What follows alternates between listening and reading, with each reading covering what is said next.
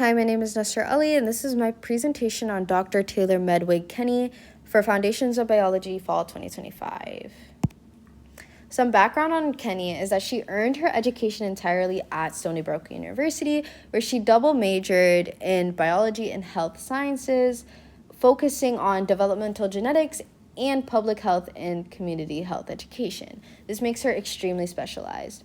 During her undergraduate years, she took a genetics lab course with Dr. David Mattis, which was a very pivotal point in her career. This course inspired her to pursue higher education in developmental biology. Later, this same professor became her PhD advisor. Today, she is pursuing her postdoctoral research at the University of North Carolina, Chapel Hill. What's fascinating about Dr. Medwig-Kinney is that she brings artistry and creativity into scientific work. As a kid, she wanted to be an artist, and in many ways, she still is. She often draws out scientific concepts for her students, and this makes her more of an effective communicator. Beyond the lab, she's an active part of her community, where she serves as president for the Student with Children organization. She also participates in outreach programs and initiatives that also help get more people involved with science. My personal connection and why I chose Dr. Medwig-Kinney was that her story resonates with me. When I first learned about her journey, the thing that immediately struck me was that she didn't know a PhD was an option for her until she got to college. I think so many of us grow up with a narrow view of what a scientist may look like or what path we're supposed to take. Her story reminded me that it's completely okay to take a non-traditional path or not have everything completely figured out from the beginning.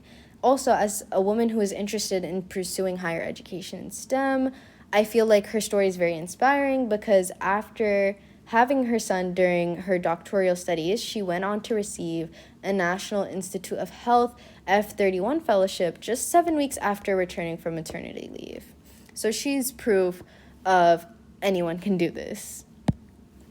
And her field of study investigates how cells differentiate into different distinct types.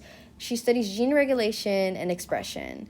And these are the mechanisms that determine which genes are active in different cell types. She uses C. elegans, a type of roundworm, to examine how cells acquire invasive properties during development.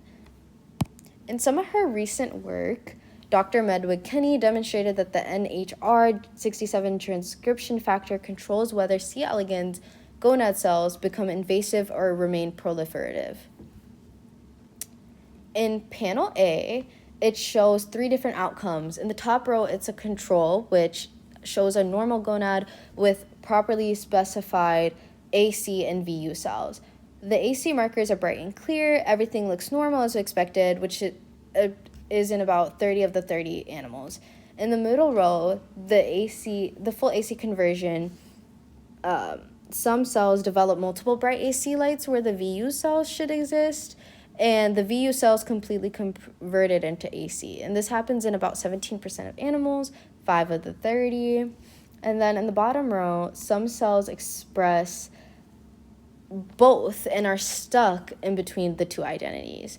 So these appear dimmer and they aren't fully committed like the AC is. And this happens in about 53% of the animals, so 16 of the 30. And the interpretation of this is that without POP1, VU cells lose their identity and start becoming ACs. And in panel B, it's a live time-lapse video, so the researchers watched individual cells over 3 hours using microscopy, and then in the left column, it shows the AC marker brightness getting stronger. In the middle column, the AC gene is increasing, and in the right column, the VU gene is decreasing. So the interpretation of this is that the conversion isn't instant. It's a gradual reprogramming where VU genes turn off and AC genes turn on. And in panel C, it's a quantitative graph, so it shows that the VU marker gradually decreases by about -16%, and the magenta line increases gradually about 51%. So the conclusion is that POP1 acts as a VU keeper, so when it is present, it prevents VU cells from becoming ACs. when removed, VU cells gradually reprogram into ACs. The next steps for Kinney is that she aims to establish her own research group, continue advocacy work for women in STEM, and expand her project WORMS, which is Women for Outreach and Role Models in Science. So this engages middle school and high school children with research on C. elegans to get them more involved with science early on.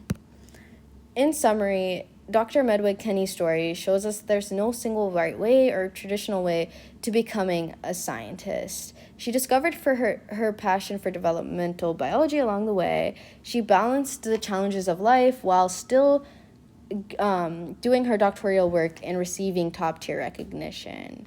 She is truly a role model for the next generation of scientists. Thank you.